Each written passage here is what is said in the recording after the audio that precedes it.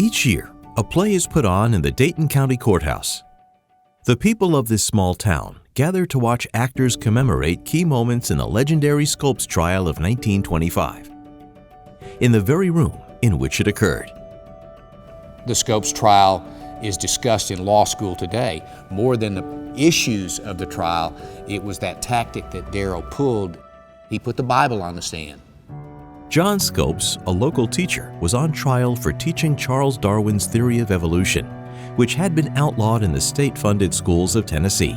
Somewhere between 600 and 800 people crowded each day to see two of the most famous men, famous lawyers in America, duke it out. Call it a clash of titans.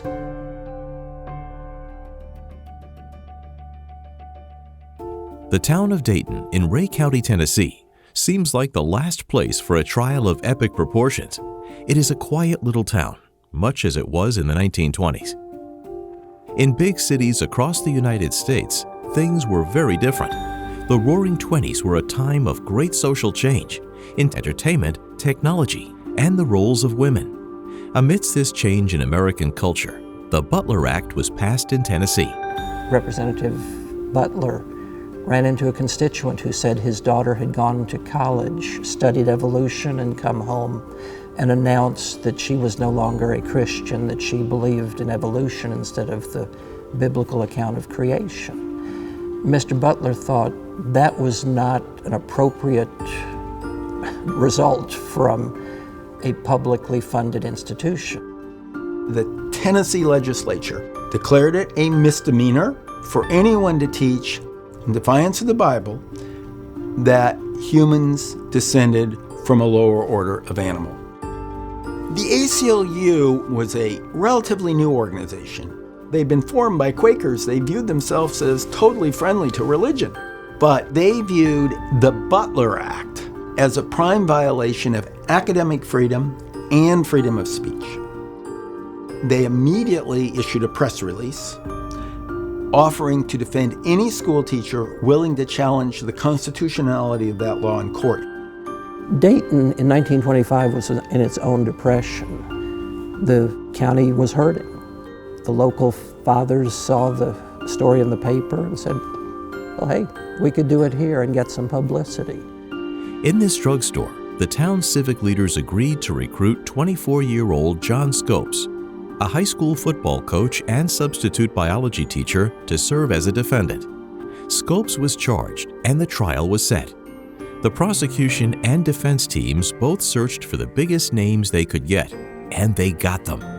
Clarence Darrow would defend Scopes, and the prosecution would be led by William Jennings Bryan. William Jennings Bryan, at that time they considered him a great orator. He ran for the presidency of the United States, and he was a fundamentalist. Some called him, I guess, a Bible thumper. He had a strong belief in God and didn't hesitate to tell anybody about it. Clarence Darrow was the most famous trial lawyer of his time, and he crusaded against religiously motivated laws and restrictions. When Bryan and Darrow got involved, all of a sudden this little case that was going to be argued locally took on national and even international prominence. There were some 200 reporters that came to town to cover this. And of course you had the lead star, you had H.L. Mencken, who just could not stand Bryan.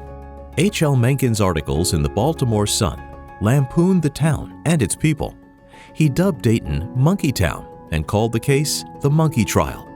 On one day, there was even an actual chimpanzee in the courtroom. How do you think these publicity stunts and characterizations by the media impacted public opinion? It was made into a media event. And what does the media want? Well, they want conflict. And so it becomes understood as science versus religion. Well, that sells newspapers. Clarence Darrow argued that the Bible's account of creation doesn't belong in the classroom, that children should learn about science freely. Bryan portrayed evolution as an affront against man. Teaching children that humans were simply another animal among thousands was in contradiction to the Bible. But all that was barred because the state said, no, the only question for the trial court is whether Scopes violated the law. On the seventh day, it was so hot in the courthouse that the trial was moved outside. Darrow shocked everyone by calling Bryan to the stand as an expert on the Bible. Darrow asked him questions that he knows there are no good answers to, like, was the world created in 6 literal days less than 10,000 years ago? Do you believe that everything in the Bible should be literally interpreted? I believe everything in the Bible should be accepted as it is given there. You have a definition of fact that includes imagination. Oh, and you have a definition that excludes everything but imagination. When Darrow did finally corner Bryan and get Bryan to acknowledge that he did not necessarily mean 7 days of 24 hours, that he meant more like periods of time, that put a chink in the fundamentalist argument, and there was a bit of a gasp in the crowd. These gentlemen have no other purpose than ridiculing every Christian who believes in the Bible. Now we have the purpose of preventing bigots and ignoramuses from controlling the education in the United States. You know it, and that is all.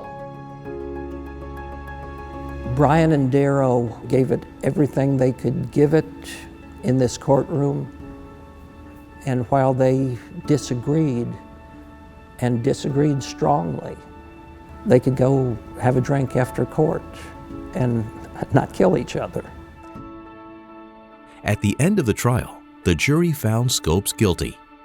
5 days after the trial, after Sunday dinner, Bryan dies in his sleep, creating a martyr to this cause. The legend of Scopes became a cultural reference point, though at the time it wasn't viewed as a decisive event. 2 years later, the Tennessee Supreme Court acquitted Scopes, but upheld the constitutionality of the Butler Act. The anti-evolution law remained in effect for the next 4 decades.